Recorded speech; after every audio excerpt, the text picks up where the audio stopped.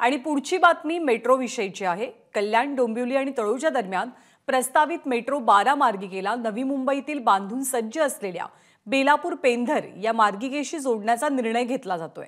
त्यामुळे आगामी काही वर्षात कल्याण ते बेलापूर दरम्यान ये-जा करण्यासाठी प्रवाशांना सुलभ आणि जलद पर्याय उपलब्ध असेल।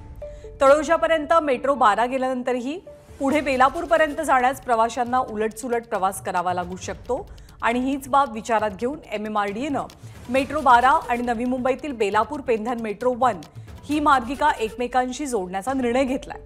किमान 2 किलोमीटरनं या मार्गिकेचा विस्तार केला जाईल। पेंधर मेट्रो स्थानकात या दोनही मार्गिकांची अदलाबदल करून पुढे प्रवास करता येईल।